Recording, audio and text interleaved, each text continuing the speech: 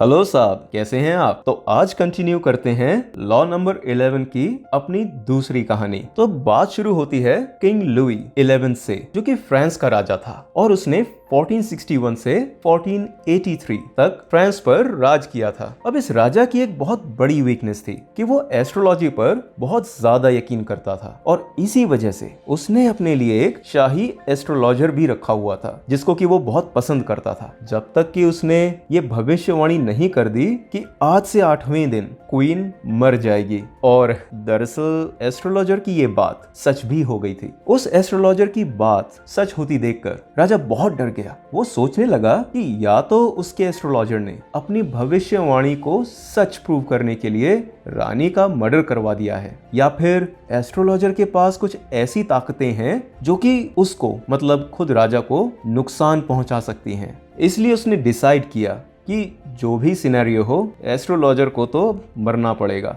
और फिर एक शाम किंग लुई ने एस्ट्रोलॉजर को अपने कमरे में बुलाया, जो कि किले की बहुत ऊंचाई पर बना हुआ था। और यहाँ राजा ने पहले से ही अपने कुछ सैनिकों को बता रखा था कि जैसे ही मैं इशारा करूं तुम उस एस्ट्रोलॉजर को उठाकर खिड़की से नीचे फेंक देना। खैर, अब अपने तय वक्त पर एस्ट्रोलॉजर तो वहां पहुंच गया, पर अब इससे पहले कि लुई अपने सैनिकों को सिग्नल देता, उसने सोचा कि चलो एक आखिरी सवाल एस्ट्रोलॉजर से पूछ लेता हूं। तो उसने पूछा कि तुम क्लेम करते हो कि तुम एस्ट्रोलॉजी की अच्छी समझ रखते हो और जिसकी मदद से तुम दूसरे लोगों की किस्मत बता सकते हो, तो ये बताओ मुझे कि तुम्हारी किस्मत क्या कहती है कि कब तुम्हें आखिरी सांस आएगी। एस्ट्रोलॉजर ने जवाब दिया, मेरे मालिक, मेरी मौत आपकी मौत से ठीक 3 दिन पहले होगी। और जनाब, ये सुनकर राजा ने अपने सैनिकों को वो सिग्नल कभी दिया ही नहीं, मतलब एस्ट्रोलॉजर की जान बच गई थी। अब किंग लुई ने ना तो सिर्फ एस्ट्रोलॉजर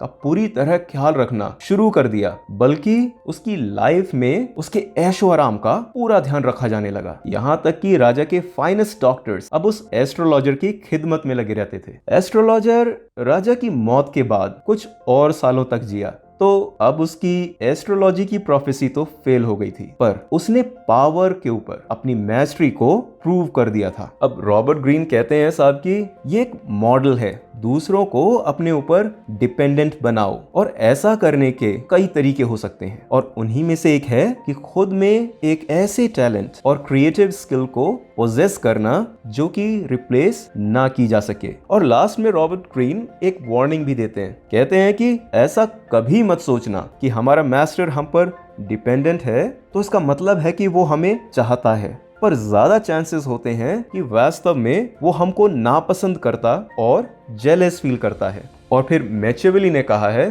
कि कोई हमें पसंद करे या प्यार करे, उससे बेहतर है कि वो हमसे डर कर रहे, क्योंकि डर को हम कंट्रोल कर सकते हैं पर प्यार को नहीं। और इस इमोशनल प्यार और दोस्ती के खेल में हम सिर्फ खुद की पोजीशन को कमजोर करते हैं। तो साहब, अपना लॉ नंबर 11 यहीं खत्म होता है। जल्दी मिलेंगे अपने लॉ नंबर 12 के साथ, जो है use selective honesty and generosity to disarm your victim. अगर कोई आपका एक्सपीरियंस है इस लॉ को लेकर तो प्लीज जरूर बताएं। इस वीडियो को लाइक, सब्सक्राइब और अपने दोस्तों के साथ शेयर जरूर करें। तो साहब, आपने मुझे अपना टाइम दिया, बहुत बहुत धन्यवाद आपका, शुक्रिया।